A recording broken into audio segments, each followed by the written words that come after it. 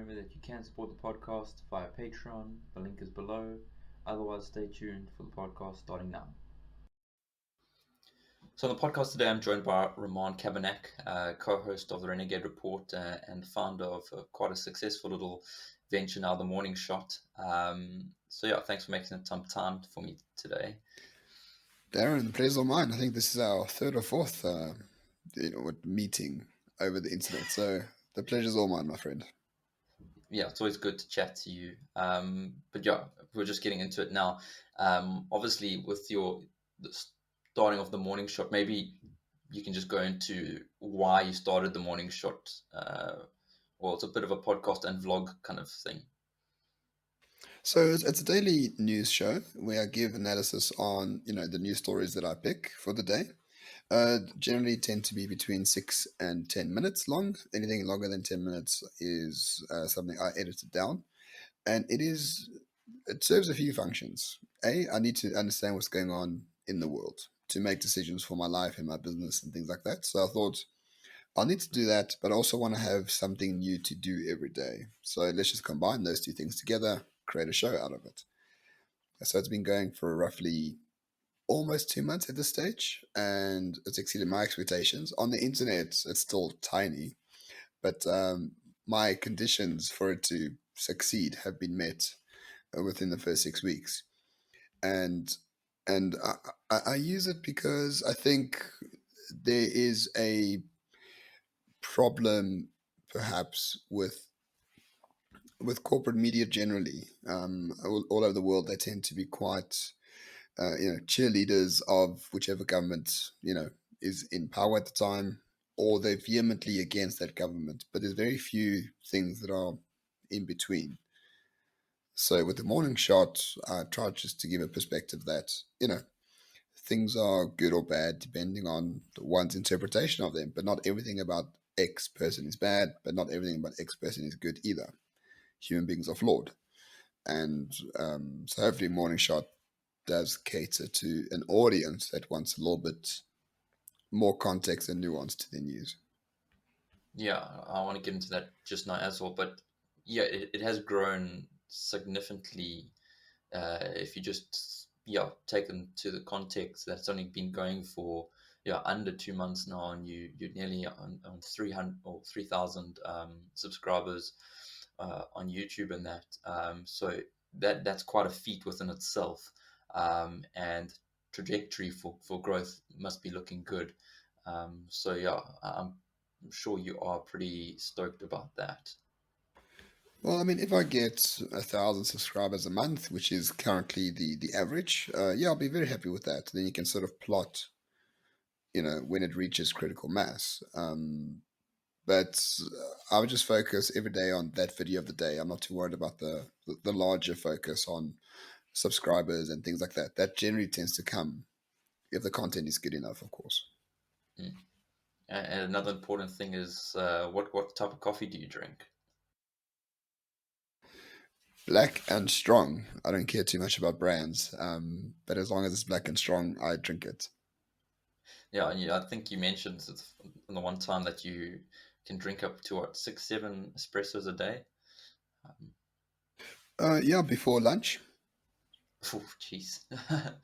That will definitely keep one going. I don't know if you've thought about this, but you could probably start selling a morning shot branded coffee down the line at this rate with the amount of followers you have. I suppose down the line, yes. But Morning Shot is very much a side project I'm working on. I do have a full-time job. I'm a father. I have a wife. I work from home. So I try to focus on it when everyone is, in bed or busy. But I mean, if it grows, yes, maybe make a little business out of it on the side of my existing business. Yeah, we'll see where it goes. So far, I'm very happy. The focus is really just every day a video should be made. It should be made. One is never satisfied with one's own creations, of course, but it's up to the subscribers to determine whether it's successful or not up to me. Mm. And yeah, like you said, with regards to the lockdown and that, obviously, you've had a lot more time at home, maybe, and a bit more time away from your traditional work. So that's probably allowed you more time to, yeah, look at the morning shot and do more content and that, like you've been doing the lockdown diaries and that. Um, but could you see your um, would it be your traditional, your main source of income changing in the future? Would you change it if the morning shot grows substantially, where you are able to make or make equate living from your current job role, if I can put it that way? It can, but I'm not someone to have a main source of income. I prefer to have a few divergent sources. I think this can be a very nice extra income on the side. It could be a substantial part of my income stream. Hopefully, as we wish with everything that we do, every endeavor, we hope that it can create wealth. So yes, I'm generally optimistic about it. Will I have to forego other things? Yes, perhaps. Will it be worth the trade-off? Maybe. We'll have to see where it goes from there. But it's an experiment for now, and I'm not looking too far in the future. It's just about the day-to-day stuff. Make that happen, and the future sort of takes care of itself.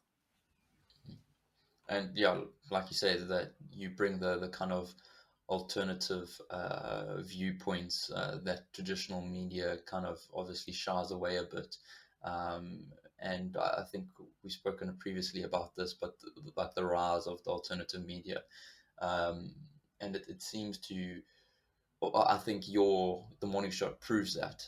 It proves that people are looking for different sources of information, looking at alternative views and perspectives, and it shows that people aren't just settling for um, the usual means, which is always good to hear, and I'm pretty sure excites you.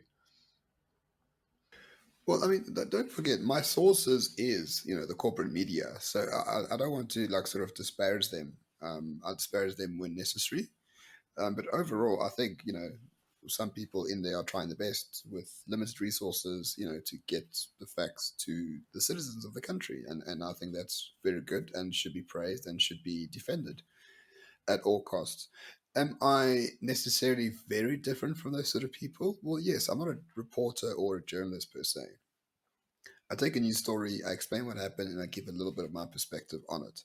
So I would argue, more of a commentator than a journalist, and I just certainly don't intend to replace journalism. My goal is not to, make News 24 defunct or ENCA defunct, because A, I'm not going to do it, and B, that is not my goal at all. Those things will exist.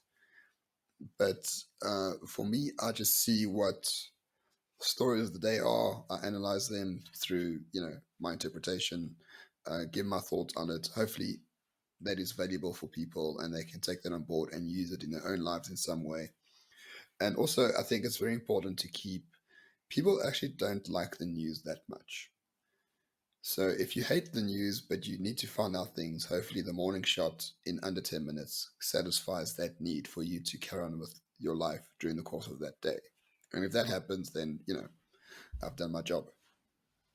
I think there was a app that was developed not a few years, might be a few years ago, that there was a young kid that looked at I forgot the name of the app now, but it's disseminated through all the different news platforms and that, and summarized, yeah, articles on that into like uh, 200 character little bites in that, which did pretty well, if I remember correctly. So yours is kind of like the video version of that app, I guess. Well, yeah, I think video. Well, I'm still a newbie at it, an amateur at best, and it's actually rather difficult because the recording is easy because you sort of understand what you want to say. It's putting it together into a coherent video that's the difficult part, or the one that I'm struggling with the most.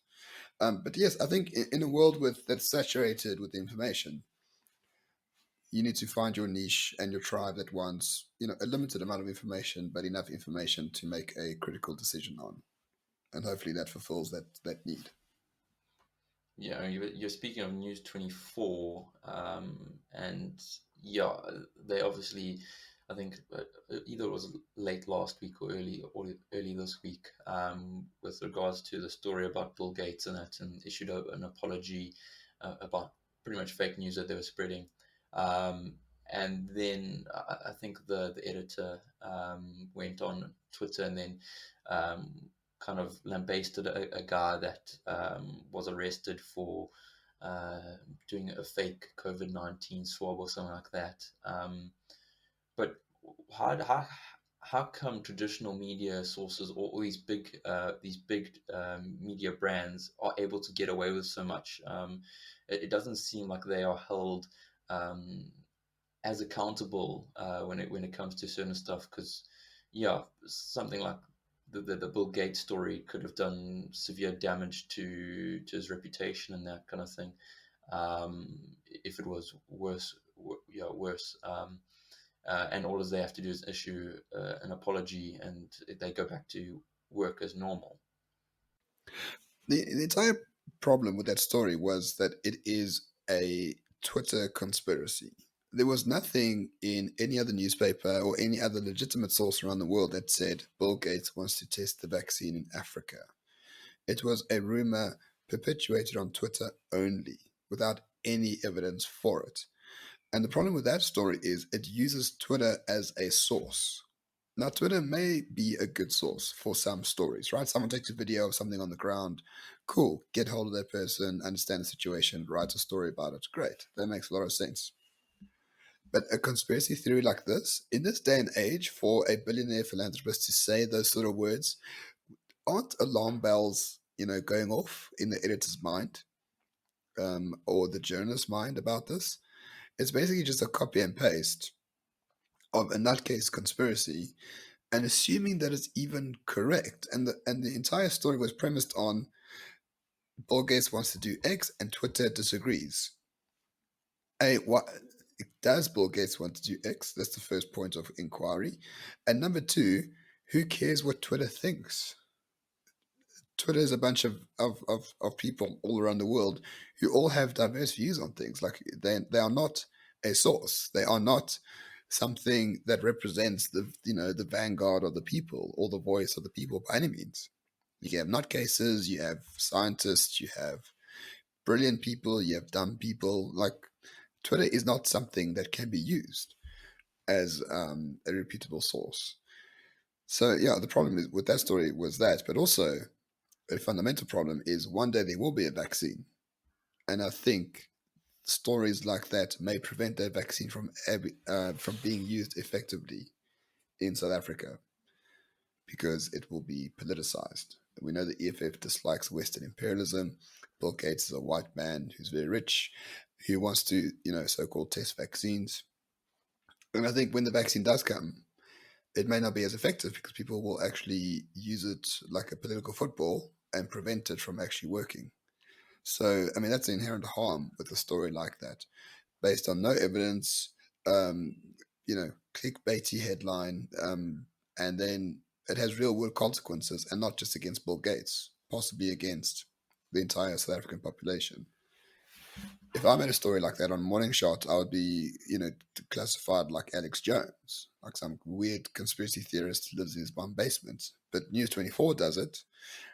There's processes to follow. And once those processes are followed, everything goes back to normal. But those processes will not apply to someone like me.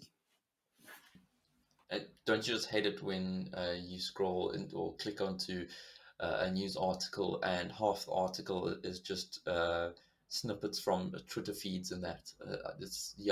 That's like the worst journalism possible. I hate it when I click onto an article and half the article is actually just these snippets of people on Twitter and their thoughts and opinions.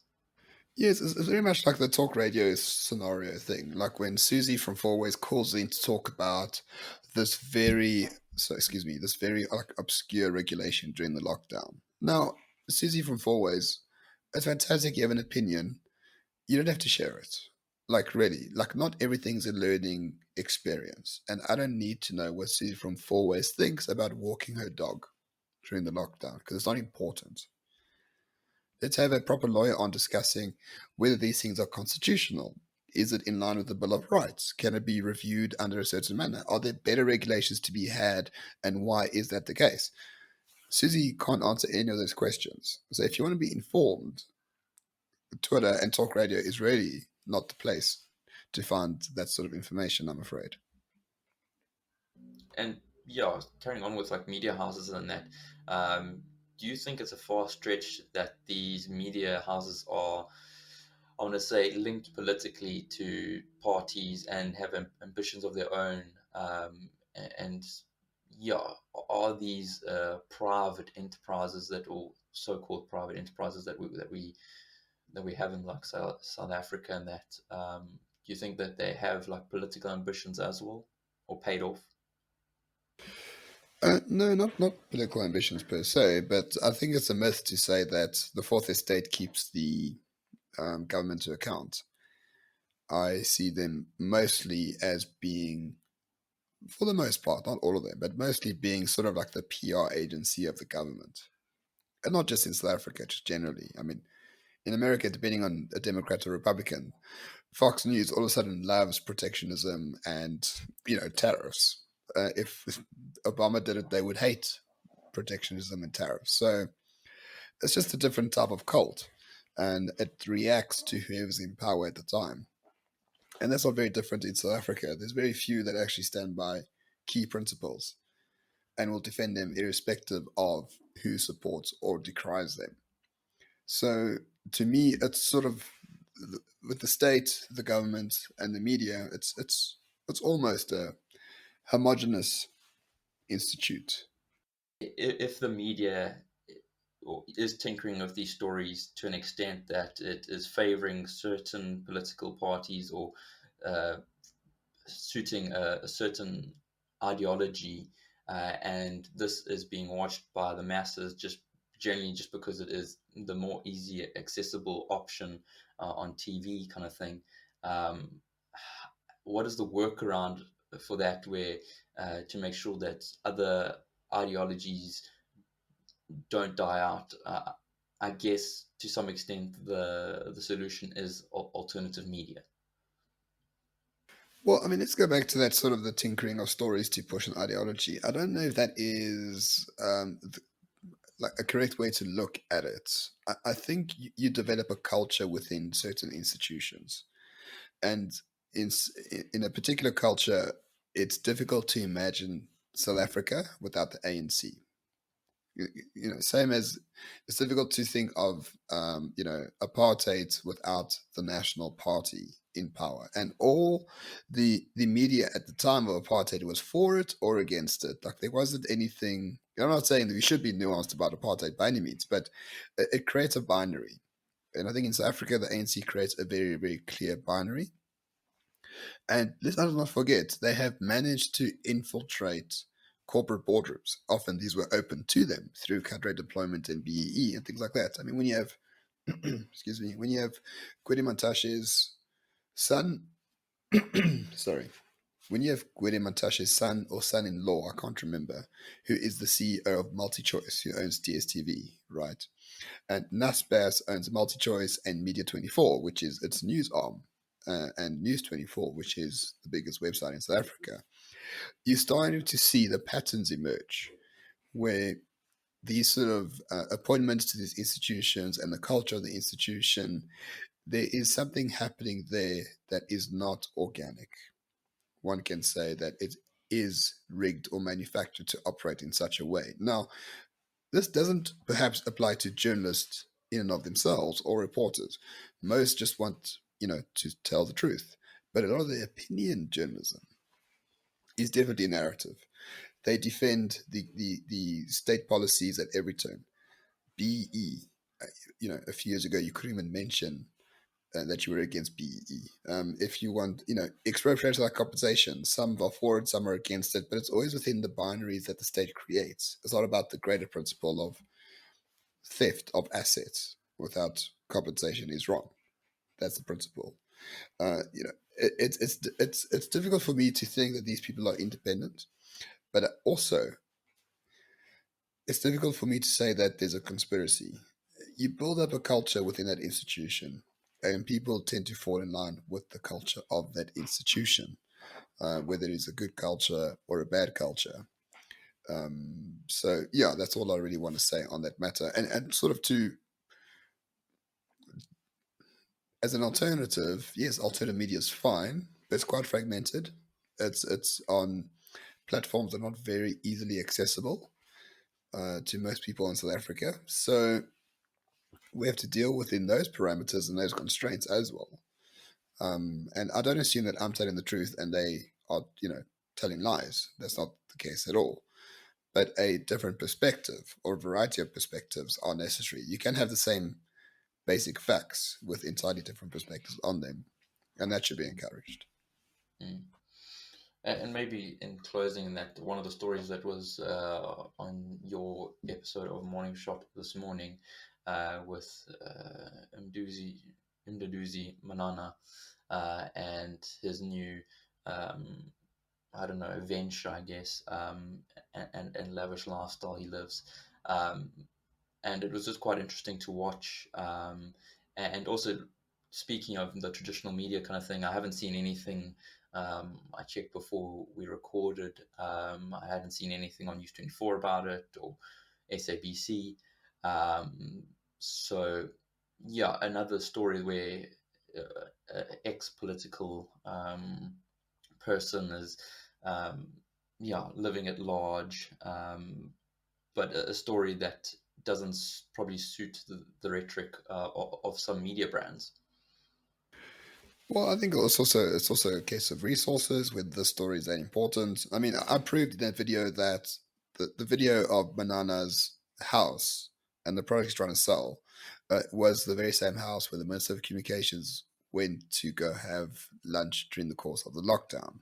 So that's newsworthy in and of itself. But the video is demonstrating a house and a sort of lifestyle for some show in the future, but it is his house because he has admitted it on multiple platforms on Instagram, and the pictures match up.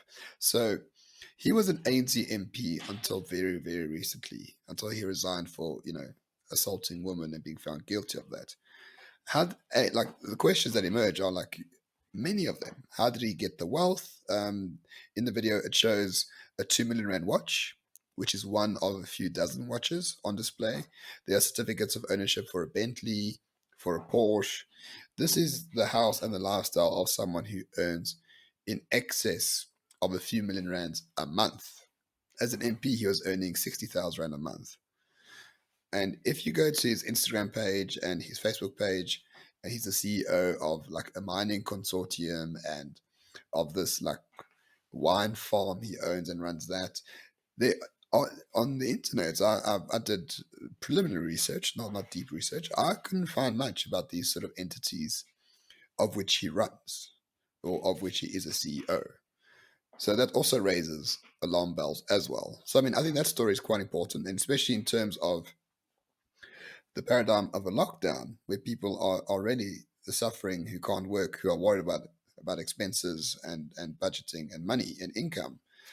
To have someone flaunt their wealth so brazenly is also another issue, and especially a politician flaunt their wealth so brazenly. Imagine Johan Rupert made a video like that with a black domestic worker laying out his suit and a black chef, letting him know what's for lunch with his friends. I mean, it would be a very different story and definitely newsworthy.